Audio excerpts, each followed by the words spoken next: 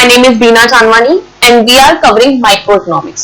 Microeconomics में जो हमारा टॉपिक चल रहा था स्टूडेंट्स वो था डिमांड। डिमांड में हम लोगों ने डिमांड क्या होता है डेफिनेशन कवर किया। उसके बाद हम लोगों ने देखा कि डिमांड एंड क्वांटिटी डिमांड में क्या डिफरेंस होता है, लॉ ऑफ डिमांड कंप्लीट किया, डिमांड कर्व क्या होता है, डिमांड शेड्यूल क्या होता है। आज जो मेन हम कवर करने वाले हैं वो है movement in demand curve and shift in demand. Movement and shift demand का स्टार्ट करने से पहले हम एक बार डेफिनेशन देख लेते हैं कि डिमांड की डेफिनेशन क्या है। तो मैंने आपको पहले स्टूडेंट्स बताया था कि डिमांड के लिए डिजायर, वांट एंड डिमांड में तीन चीजें होती हैं। फर्स्ट मैं आपको एग्जांपल देती हूँ। Suppose you might desire want to fly to the moon, यानी डिजायर है कि आप मून पे फ्लाई करना चाहते हो, but you don't have such much sufficient income, यानी आपके पास उड़ने के लिए फ्लाई करने के लिए आपके पास सफिशिएंट इनकम नहीं है। Then your wish and desire not be convert into demand, यानी आपकी जो विश है वो आपके डिमांड में कन्वर्ट नहीं होगी। यानी सबसे पहले डिजायर और आपकी वांट होना जरूरी है, और जब ये दोनों होने के प्रयास के लिए आपके पास सफिशिएंट इनकम मनी होती है तभी आपकी डिजायर एंड वांट आपकी डिमांड में कंप्लीट या कन्वर्ट होती है। यानी डिमांड के लिए हमें डिजायर होनी चाहिए, किसी चीज की इच्छा होनी चाहिए, एबिलिटी टू पे, यानी हम लोगों के पास मनी होनी चाहिए, और मनी होना जरूरी नहीं है, उस मनी को सेक्रीफाई करने की इच्छा, विलिंगनेस टू स्पेंड करने की इच्छा भी हमारे अंदर होनी चाहिए, तभी आपकी किसी पर्टिकुलर गुड्स की डिमांड जनरेट होती है। आज जो मोस्ट इंपॉर्टेंट कवर करने वाले हैं वो हम करने वाले हैं कि डिमांड एंड क्वांटिटी डिमांड में क्या डिफरेंस होता है। बस यही से हमारा कंसेप्ट हो जाएगा स्टार्ट कि कैसे हम लोग शिफ्ट एंड मूवमेंट करते हैं। सबसे पहले मैंने आपको बताया था कि डिमांड एंड क्वांटिटी डिमांड में क्या डिफरेंस होता है। मैं आपको बताती हूँ। हम लोग ये डिमांड शेड्यूल ड्रॉ करते हैं।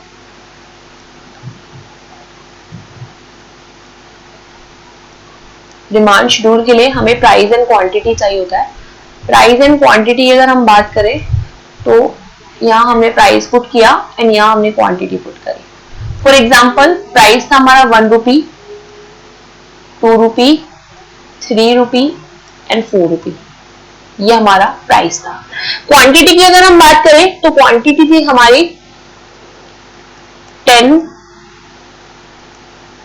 8, 9 एंड 5, ये हमारी क्वांटिटी थी।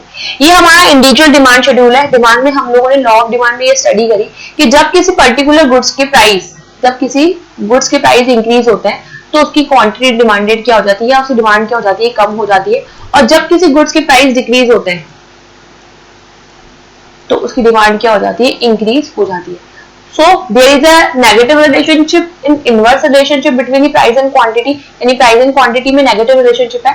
जब हम डिफरेंट क्वांटिटी, क्या कह रहे हैं स्टूडेंट, थोड़ा ध्यान से सुनिएगा, जब हम डिफरेंट प्राइस एंड क्वांटिटी की बात करते हैं, different price like 1, 2, 3, 4 and quantity 10, 8, 9, इसको हम लोग 7 कर देते हैं, 7, 10, 8, 7, 5। तो हम लोग जब डिफरेंट प्राइस पे डिफरेंट क्वांटिटी बाय करते हैं, या फिर जब इसको शेड्यूल में पुट करते हैं या फिर थ्रू कर्व बनाते हैं, तो हम डिमांड की बात करते हैं, जब हम different price and different quantity की बात कर रहे हैं। लेकिन जब मैं आपसे एक स्पेसिफिक प्राइस पे एक स्पेसिफिक क्वांटिटी की बात कर रही हूँ, उसको हम क्वांटिटी डिमांड कहते हैं। जैसे हमने 4 रुपीज प्राइस पे कितनी क्वांटिटी बाय करी, इसको हम कर देते हैं 2। 4 रुपीज प्राइस जब था तब हमने 2 क्वांटिटी बाय करी, इसको हम क्वांटिटी डिमांड कहते हैं। तो आइए एक बार डेफिनेशन देखते हैं। Demand is defined as the willingness of buyer and his affordability to pay the price for the economics goods and services. यहाँ पे बात क्या कर रहे हैं, जब एक बायर जो है परचेज करने वाला, वो अपनी अफोर्डेबिलिटी के अकॉर्डिंग, अपनी पे क्षमता के अकॉर्डिंग जितने अमाउंट पे करता है अलग अलग गुड्स एंड सर्विसेज के, उसको हम डिमांड कहते हैं। लेकिन यहाँ पे क्वांटिटी डिमांडेड क्या रिप्रेजेंट करता है, एग्जैक्ट क्वांटिटी, यानी एक पर्टिकुलर क्वांटिटी जब हम हाउ मच, कितने पे, यानी goods and services demanded by the consumer at particular price, यानी हम एक पर्टिकुलर प्राइस पे कितनी एग्जैक्ट क्वांटिटी पे करने के लिए रेडी हो जाते हैं, कितनी क्वांटिटी बाय करने के लिए रेडी हो जाते हैं, वो हमारा क्वांटिटी डिमांडेड होता है। इसमें पूरी लिस्ट होती है वेरियस प्राइस एंड क्वांटिटी की। अगर मैं डिमांड की बात करूं तो इसमें वेरियस क्वांटिटी की लिस्ट इसमें क्या कह रहे हैं हम लोग, वेरियस क्वांटिटी की लिस्ट होती है और प्राइसेस वगैरह सब मेंशन होता है, जबकि इसमें हम एक पर्टिकुलर सर्टेन प्राइस की बात करते हैं। एक सर्टेन प्राइस पे हम कौन से गुड्स के डिजायर कर रहे हैं वो हमारा क्वांटिटी डिमांड होता है। इसमें जो हम पढ़ने वाले हैं वो एक्सपेंशन एंड कॉन्ट्रैक्शन। इसमें जो हम पढ़ने वाले हैं इंक्रीज एंड डिक्रीज। जब हम डिमांड की बात करते हैं तो उसमें हम इंक्रीज एंड डिक्रीज, जिसे हम शिफ्ट बोलते हैं, जिसे हम क्या बोलते हैं स्टूडेंट्स, शिफ्ट बोलते हैं। जबकि अगर मैं क्वांटिटी डिमांडेड की बात करूं तो इसमें हम expansion and contraction in demand curve पढ़ते हैं, जिसे हम मूवमेंट बोलते हैं। क्या बोलते हैं? मूवमेंट।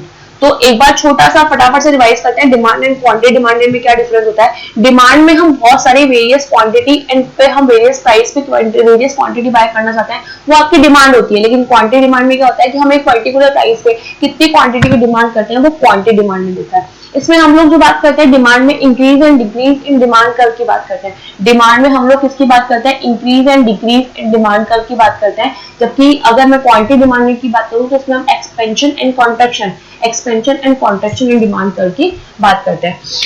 मोस्ट इंपॉर्टेंट क्या रीजन होता है डिमांड का, क्या रीजन होता है डिमांड एंड क्वांटिटी डिमांड पे? अगर मैं बात करूं इंक्रीज एंड डिक्रीज पे, तो इंक्रीज एंड डिक्रीज में हम प्राइस को कांस्टेंट लेते हुए अदर फैक्टर का रीजन होता है। इंक्रीज एंड डिक्रीज में रीजन क्या होता है? अदर फैक्टर का इफेक्ट पड़ता है, जबकि क्वांटिटी डिमांडेड में सिर्फ एंड सिर्फ प्राइस का इफेक्ट पड़ता है। अगेन आई रिपीट, डिमांड में जो इफेक्ट पड़ता है, जो रीजन होता है increase and decrease in demand curve में, उसके लिए सिर्फ उसके फैक्टर्स, उसके डिटर्मिनेंट्स जो होते हैं वो रिस्पॉन्सिबल होते हैं, लेकिन क्वांटिटी डिमांडेड के लिए सिर्फ उसका प्राइस रिस्पॉन्सिबल होता है। मेजरमेंट अगर हम बात करें तो शिफ्ट इन डिमांड का और इंक्रीज एंड डिक्रीज, मैंने आपको बताया इंक्रीज एंड डिक्रीज को शिफ्ट में बोलता है, जबकि एक्सपेंशन एंड कॉन्ट्रैक्शन को movement along the demand curve में बोलता है। इसमें हम लोग डिमांड में कोई भी क्वांटिटी चेंज होती है, जबकि इसमें क्वांटिटी में कोई चेंज नहीं होता है। तो ये था हमारा डिमांड एंड क्वांटिटी डिमांड में डिफरेंस। डिमांड में सिर्फ हम वेरियस प्राइस पे वेरियस क्वांटिटी बाय करना चाहते हैं, ये हमारा डिमांड होता है, जबकि क्वांटिटी डिमांड में हम एक स्पेसिफिक प्राइस पे एक स्पेसिफिक क्वांटिटी जो परचेज करना चाहते हैं वो हमारा क्वांटिटी डिमांडेड होता है। लॉ ऑफ डिमांड हमने लास्ट क्लास में कंप्लीट किया। आज जो मेन हम करने वाले हैं वो है मूवमेंट।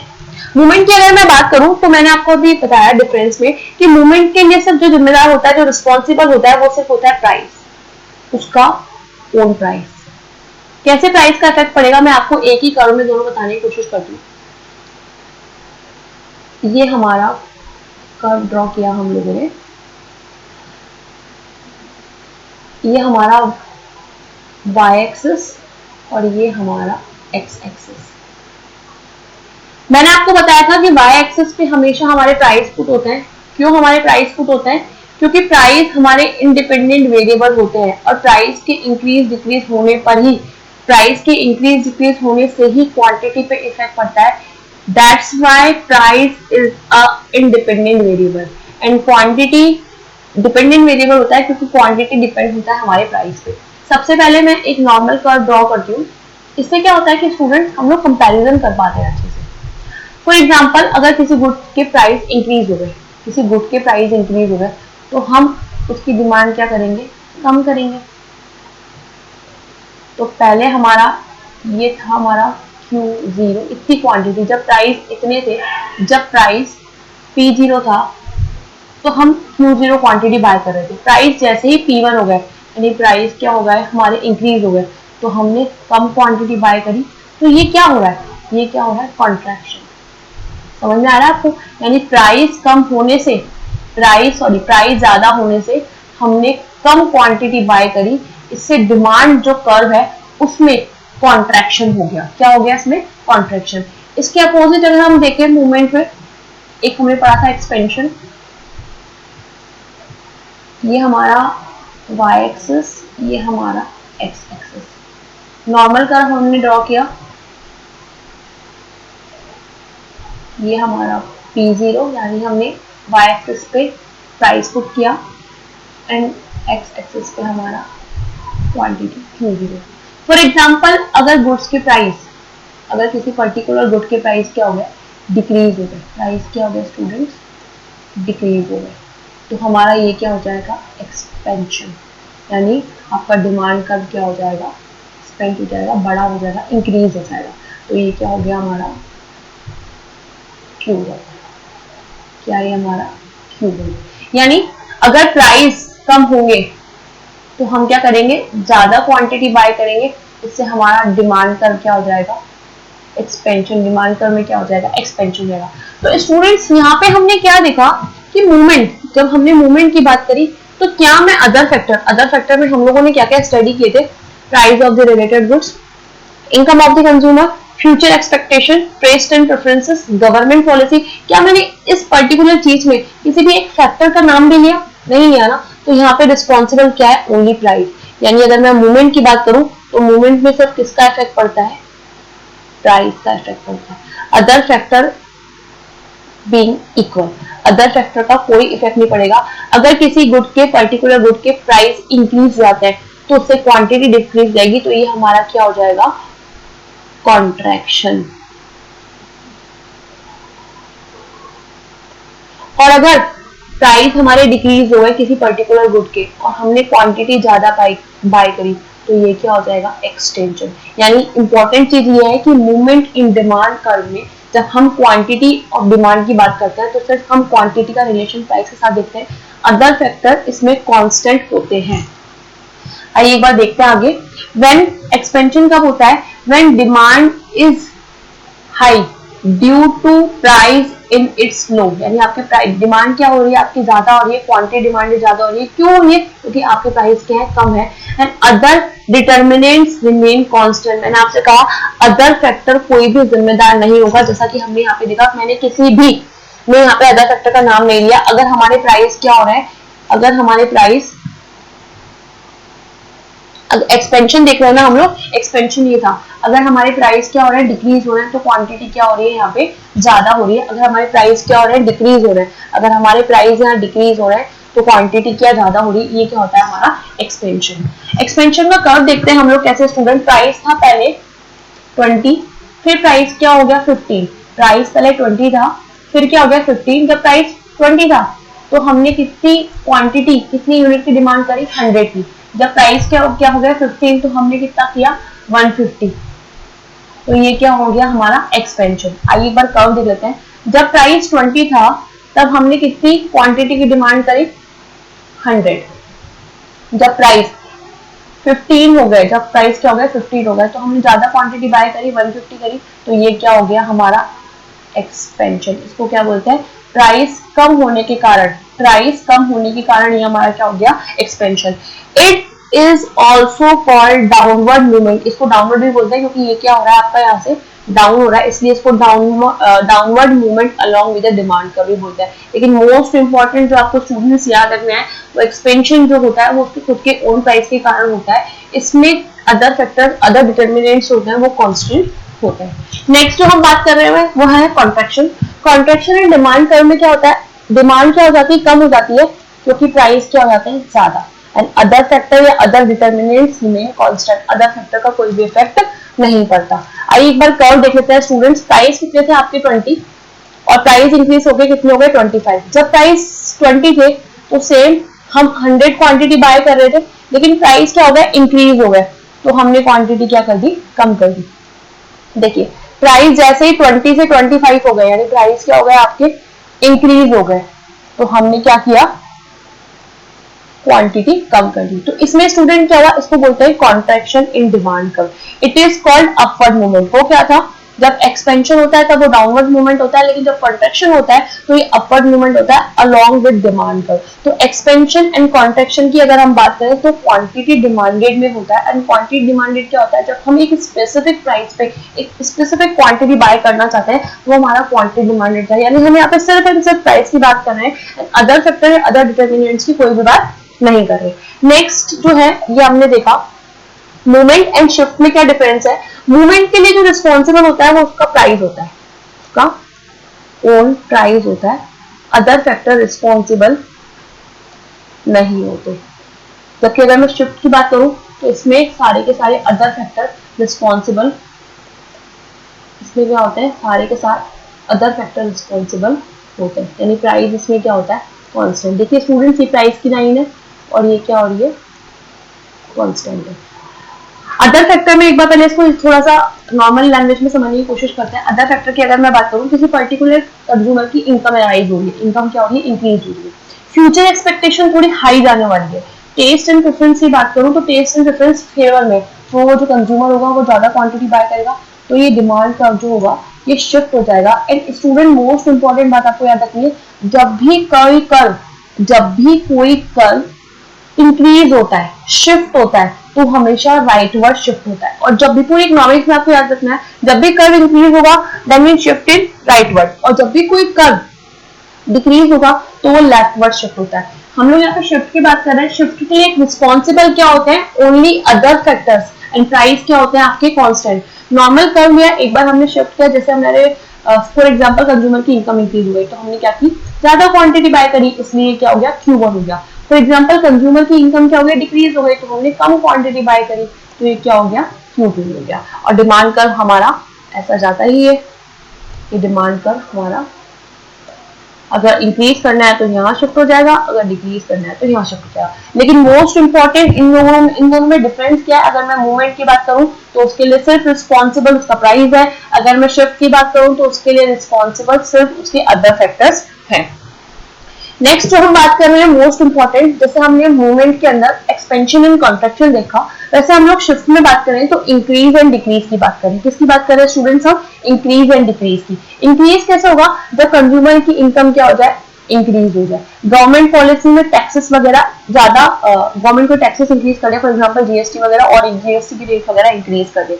अगर मैं बात करूं टेस्ट एंड प्रेफरेंस फेवर में हो, अगर मैं कहूँ फ्यूचर एक्सपेक्टेशन इंक्रीज होने वाली है, तो इन सारे केसेस में, इन सारे फैक्टर्स के केसेस में हमारे जो डिमांड कर्व होगा वो इंक्रीज हो जाएगा, इट मींस वो राइटवर्ड शिफ्ट हो जाएगा। लेकिन इसके अपोजिट अगर मैं डिक्रीज इन डिमांड कर्व की बात करूं, तो डिक्रीज के लिए हमें क्या होगा, कंज्यूमर की इनकम कम हो गई, डिक्रीज हो गई, कंज्यूमर की फ्यूचर एक्सपेक्टेशन कम होने वाली है, यानी किसी गुड्स की प्राइस फ्यूचर में कम होने वाला है, टेस्ट एंड प्रेफरेंस फेवर में नहीं है, या और भी बहुत सारी रीजन है। गवर्नमेंट पॉलिसी में गवर्नमेंट ने बहुत सारी सब्सिडीज देके, रिबेट देके टैक्सेस को कम कर दिया, तो इस केसेस में आपके जो डिमांड कर्व होगा वो डिक्रीज हो जाएगा।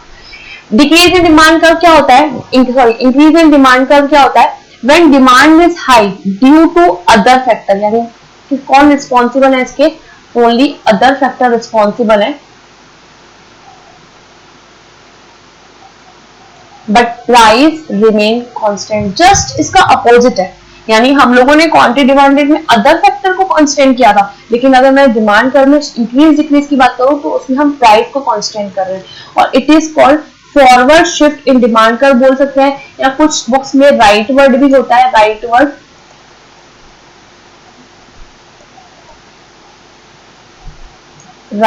Shift in demand curve. कैसे होगा ये कर्व, देखिए स्टूडेंट्स, ये हमने नॉर्मल कर्व ड्रॉ किया, यहाँ पे हमारा P यानी प्राइस, यहाँ हमारी क्वांटिटी यानी y एक्सिस पे हमारी प्राइस। क्यों y एक्सिस पे हमारी प्राइस है, because price is independent variable and quantity is axis, ये क्वांटिटी हमारा डिपेंडेंट वेरिएबल है। प्राइस को हम लोगों ने कांस्टेंट रख लिया, क्योंकि यहाँ पे मैंने आपको पहले ही बता दिया कि इंक्रीज एंड डिक्रीज में हम लोग प्राइस को कांस्टेंट लेके चलेंगे। नॉर्मल डिमांड कर्व आपका ये रहा, एक बार के लिए आपका डिमांड कर्व सपोज ये रहा, ये D0 एंड ये भी आपका D0। फॉर एग्जाम्पल कंज्यूमर की इनकम राइज हो गई, ज्यादा हो गई, यहाँ फ्यूचर एक्सपेक्टेशन जो है कंज्यूमर की वो ज्यादा फेवर में है, तो हमारा डिमांड कर्व क्या हो जाएगा, ये राइटवर्ड शिफ्ट हो जाएगा। यानी पहले हम इतनी क्वांटिटी बाय कर रहे थे, अब हम इतनी क्वांटिटी बाय करेंगे, ये आपका क्या हो गया students, increase in demand curve. ये आपका इंक्रीज एंड डिक्रीज, यानी देखो स्टूडेंट अब हम इसको शेड्यूल एंड कर्व के अकॉर्डिंग समझते हैं। प्राइस की अगर मैं बात करूं, प्राइस क्या है आपके 60 एंड 60, प्राइस में कोई चेंजेस नहीं हो रहा है। लेकिन अगर मैं क्वांटिटी डिमांडेड की बात करूं तो क्वांटिटी डिमांडेड पहले 500 था, अब 600 हो गया। क्यों हुआ, बिकॉज यहाँ पे अदर फैक्टर रिस्पॉन्सिबल है। ये प्राइस आपकी कांस्टेंट, जैसे पहले 500 क्वांटिटी, ये देखो 500 क्वांटिटी थी, फॉर एग्जांपल सपोज आपको क्या हो गया, गुड्स की कंज्यूमर की इनकम अराइज हो गई, तो आपकी क्या हो गया, ज्यादा क्वांटिटी बाय करेगा, तो यहाँ पर कर्व क्या हो गया, ये शिफ्ट हो गया, यानी ये क्या हो गया, इंक्रीज इन डिमांड कर्व हो गया। अगर मैं डिक्रीज की बात करूं तो इसमें डिमांड क्या हो जाती है, कम हो जाती है, लो हो जाती है, रिड्यूस हो जाती है due to other factor. Price होंगे but it's price remain constant, price क्या रहेंगे आपके, कांस्टेंट रहेंगे। And it is also for backward बोल देंगे या तो, या इसको लेफ्ट वर्ड भी बोलते हैं, left word shift in demand curve.